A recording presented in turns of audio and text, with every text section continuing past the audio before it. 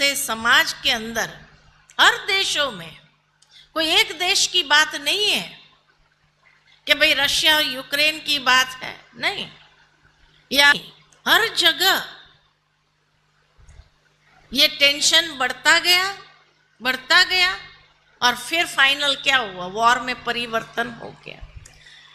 कितना युद्ध के आसार नजर आ रहे हैं, मनुष्य का क्रोध अनकंट्रोलेबल हो रहा है। काठमांडू में क्या हो रहा है, नहीं हो रहा है? क्यों हो रहा है? क्या यहां पर इसका इफेक्ट आ रहा है, नहीं आ रहा है? 2-4 दिन में आ ही जाएगा, हर जगह पूरे नेपाल में आ जाएगा। भारत में क्या नहीं हो रहा है क्या?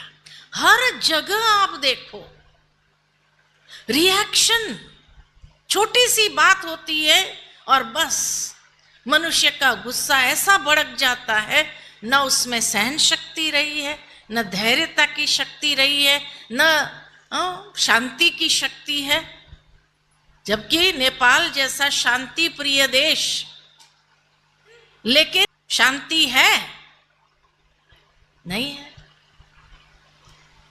और दिन प्रतिदिन आपको क्या लगता है, ये बढ़ेगा या कम होगा?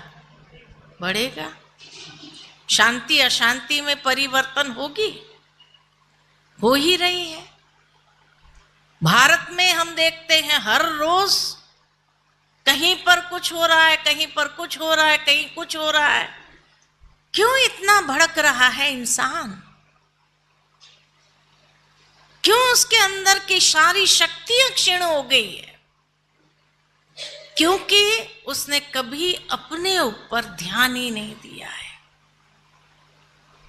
स्वयं को सशक्त नहीं किया है, शक्तिशाली नहीं बनाया है। अगर स्वयं को शक्तिशाली बनाए तो छोटी बड़ी बातें उसको प्रभावित नहीं करती है। आज हर छोटी बड़ी बात प्रभावित कर रही है मनुष्य को। तो जिस तरह शारीरिक प्रतिरोधक शक्ति को बढ़ाने के लिए 3 चीज आवश्यक है। कौन सी 3 चीज चाहिए? पहला, ठीक से भोजन चाहिए, प्रॉपर न्यूट्रिएंट्स वाला भोजन चाहिए, जिसमें विटामिन्स हो, मिनरल्स हो, ऐसा भोजन चाहिए। रोज अगर फास्ट फूड खाते रहेंगे तो क्या होगा?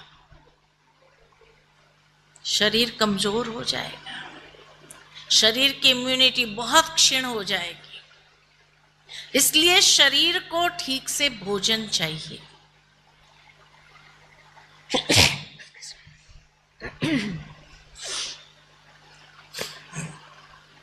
दूसरा, शरीर को आराम चाहिए, रेस्ट चाहिए। कम से कम 6 घंटा रेस्ट चाहिए कि नहीं चाहिए?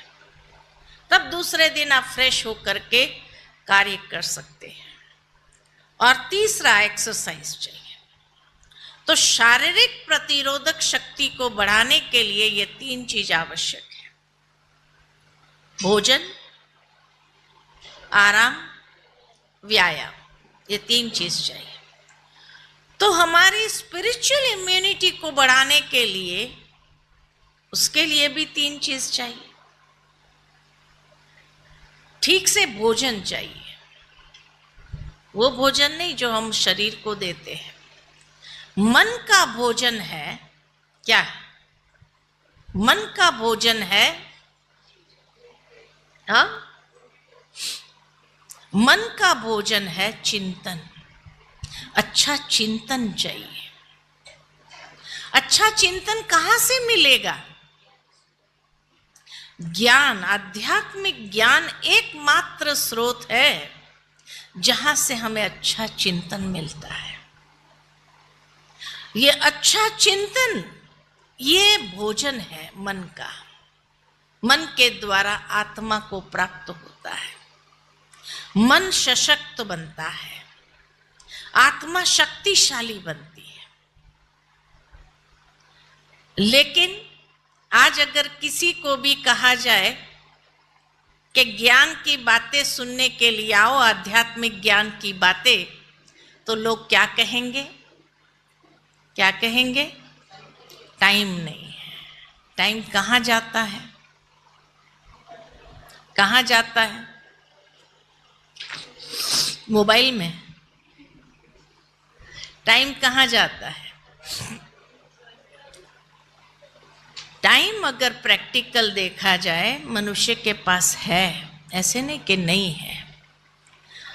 जैसे मान लो कि हार्ट अटैक आए और वो डॉक्टर के पास जाता है और डॉक्टर साहब उसको कहेगा कि देखो भाई, अगर जीना है तो रोज सुबह आधा घंटा पैदल जाना होगा, ब्रिस्क वॉकिंग करनी होगी, शाम को भी आधा घंटा ब्रिस्क वॉकिंग करनी होगी, तब तुम जिएगा।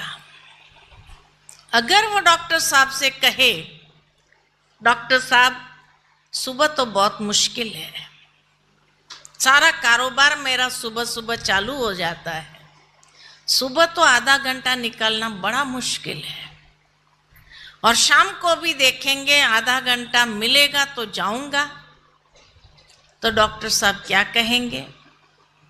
क्या कहेंगे? मरो। यही कहेंगे।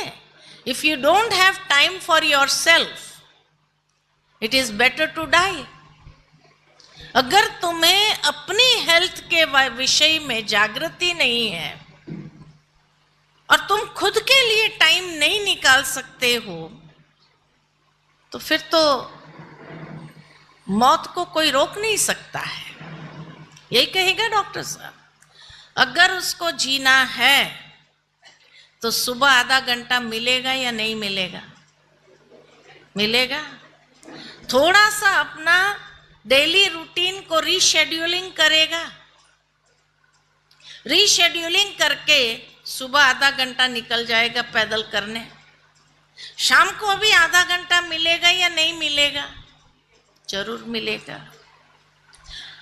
2-4 दिन लोगों के फोन आएंगे, जैसे ही लोगों को पता चल जाता है ये टाइम से ये टाइम ये पैदल गया होगा, लोग या पहले कांटेक्ट करते या बाद में कांटेक्ट करते हैं। कारोबार कोई भी रुकती है? नहीं रुकती है।